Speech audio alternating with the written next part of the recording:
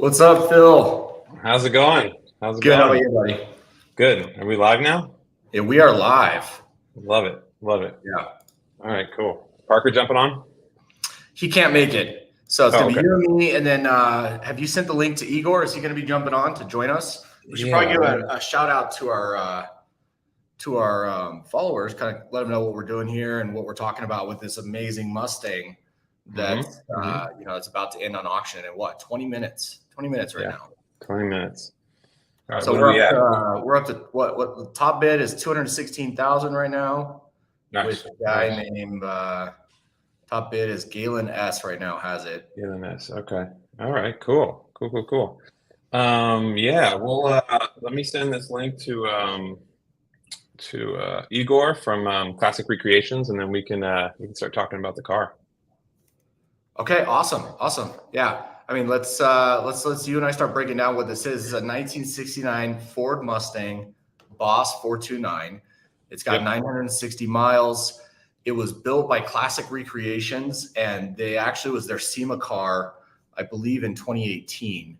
Let me verify that real quick by looking at this. Looking at the spec. And then, it's got some amazing equipment. It's got a John Cass Boss 9 546 cubic inch engine that does 815 horsepower. It's got Willwood brakes. Ridiculous. Pretty insane. All the typical stuff that Mustangs, the resto mods have, and that's why we're excited to have the Classic Recreations team come online with this live stream, and they're going to kind of explain to us their process and what they build, and what makes these cars so amazing, and why they're so unique, and why there's so few of them out there, in this market. Yeah, very cool. Yeah, it's a it's a pretty bitchin' car. We got to review it with Parker the other day on the vehicle versions, and there's just nothing like a car like that. It's kind of like a like Singer-ish. Basically you take an older car and then you add all the new stuff to it, but it still has the old classic vibe. So it's kind of just like the sweet spot of owning a classic car and having brakes that will actually stop the car. The safety, those sorts of things. So right. Well, and you have a lot of history with this car because you have a personal relationship with the owner, and you've worked a lot with him, and so kind of walk us through some of the things you've learned about the car as you've been working with it. Yeah. So, the client is a big time car guy. So he's an NBA player, just has like kind of a ridiculous collection. He's one of those guys where he just basically, all he does is he plays basketball and he looks at cars. So he's just like a through and through car guy.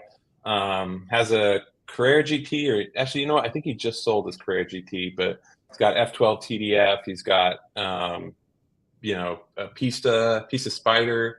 He's got, kind of a crazy collection. So anyways, this is one of his cars. So basically built it, never drove it.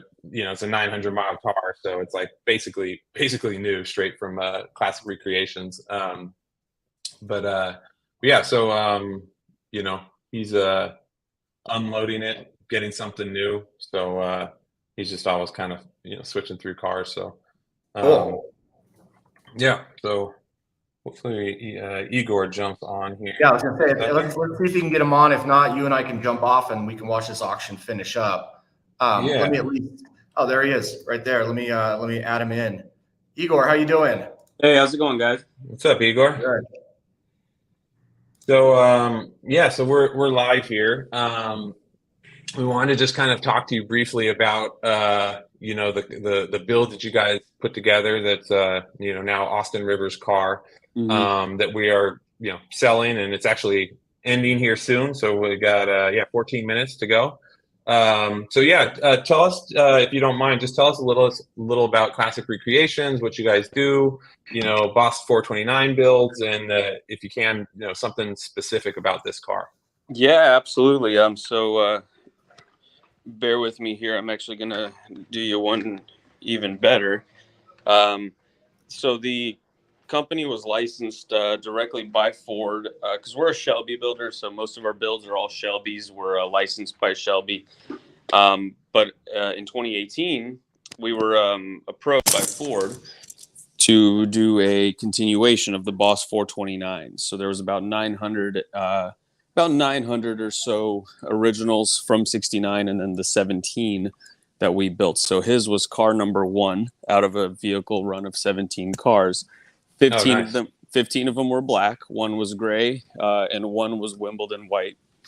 The Wimbledon white one just finished. So basically we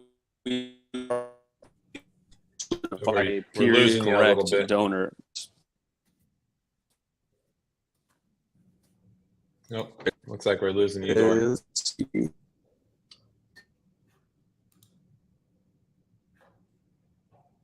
Igor, come back to us. Probably went outside. Did I lose you guys?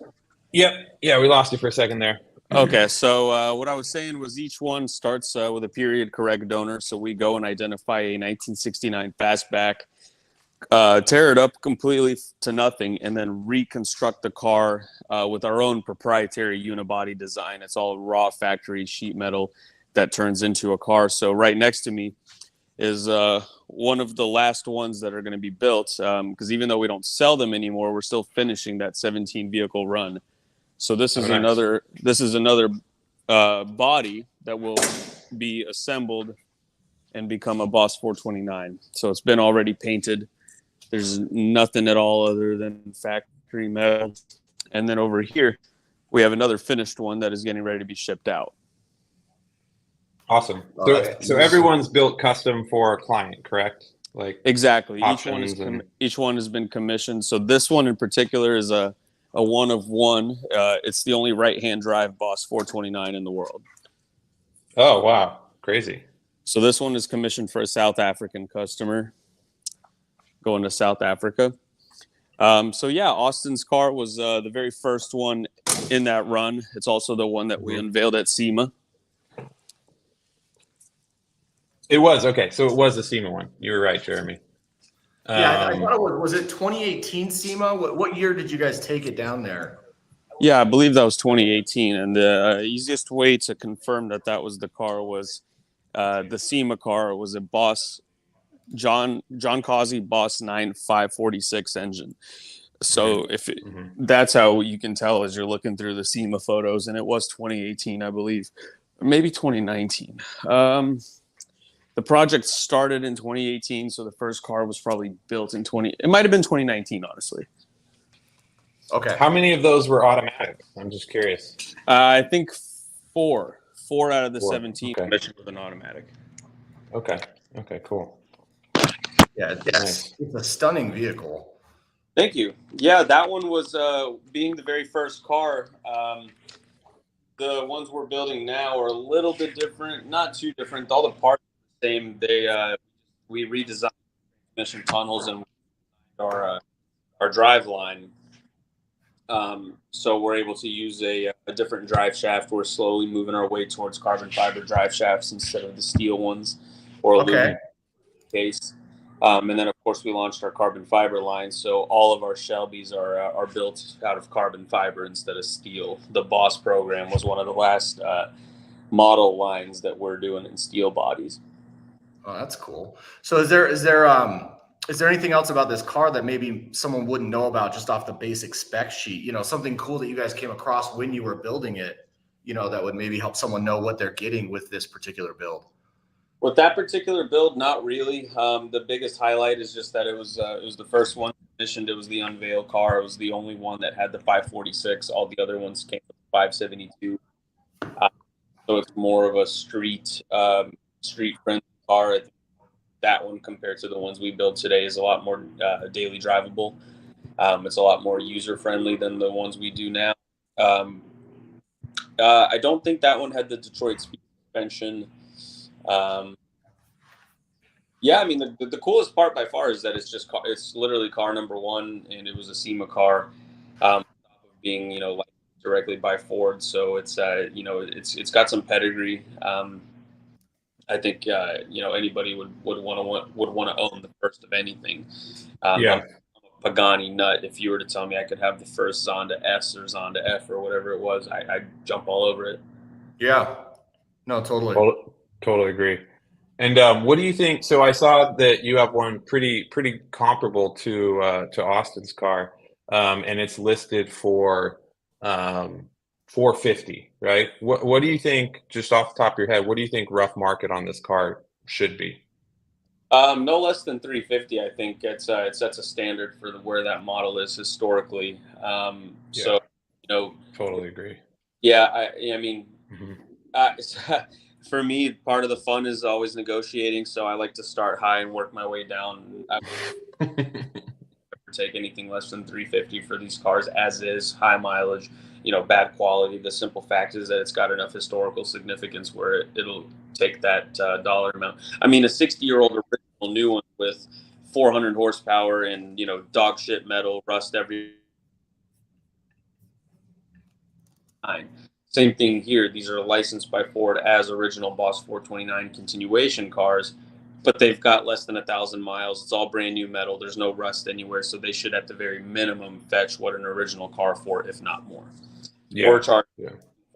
for that one because it's a 6-speed car with the Tremec speed, a little bit more fabrication, so more labor. We want to recoup that, and then of course it's got the 572 instead of the 546, so it's a more expensive end.